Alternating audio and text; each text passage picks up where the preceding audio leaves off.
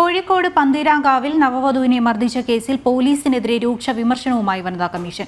ശാരീരിക പീഡനമേൽപ്പിക്കാൻ ഭർത്താവിന് അവകാശമുണ്ടെന്ന് വിശ്വസിക്കുന്ന പോലീസുകാർ കേരളത്തിന് അപമാനമെന്നും വനിതാ കമ്മീഷൻ അധ്യക്ഷ പി സതീദേവി പറഞ്ഞു. പോലീസുകാർക്ക് ജെൻഡർ സെൻസിറ്റൈസേഷൻ ക്ലാസുകൾ നൽകണമെന്നും സതീദേവി വിമർശിച്ചു.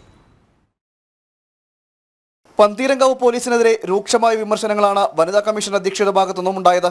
പരാതി ലഭിച്ചിട്ടും കേസ് ഒത്തുതീർപ്പിന് ശ്രമിച്ചത് ശാരീരിക പീഡനം ഏൽപ്പിക്കാൻ ഭർത്താവിന് അവകാശമുണ്ടെന്ന് വിശ്വസിക്കുന്ന ഒരു കൂട്ടം പോലീസുകാർ ഡിപ്പാർട്ട്മെന്റിൽ ഉള്ളതുകൊണ്ടാണെന്നും അത്തരക്കാർ കേരളത്തിനും ഡിപ്പാർട്ട്മെന്റിനും അപമാനമാണെന്നും വനിതാ കമ്മീഷൻ അധ്യക്ഷ പി സതീദേവി വിമർശിച്ചു. ശാരീരികമായിട്ടുള്ള പീഡനം ഏൽപ്പിക്കാൻ ഭർത്താവിന് അവകാശമുണ്ട് എന്ന് ധരിച്ചു വെച്ചിരിക്കുന്ന പോലീസ് ഉദ്യോഗസ്ഥർ തീർച്ചയായിട്ടും നമ്മുടെ പോലീസ് സേനയ്ക്ക് അപമാനമാണ്.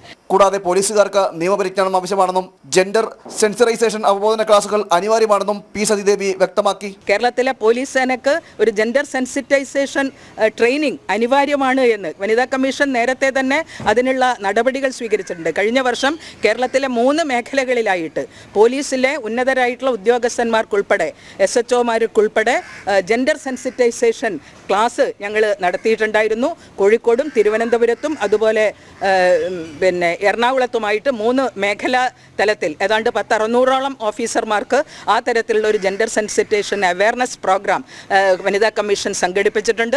യുവതി ഉന്നയിച്ച ആരോപണങ്ങളെല്ലാം ശരിയാണെന്ന് കമ്മീഷന് ബോധ്യമായി. ഇത്തരം പീഡനങ്ങൾ വിദ്യാസമ്പന്നരായ സ്ത്രീകൾക്ക് പോലും ഉണ്ടാകുന്നത് ഗൗരവകരമാണെന്നും പി സതീദേവി കൂട്ടിച്ചേർത്തു.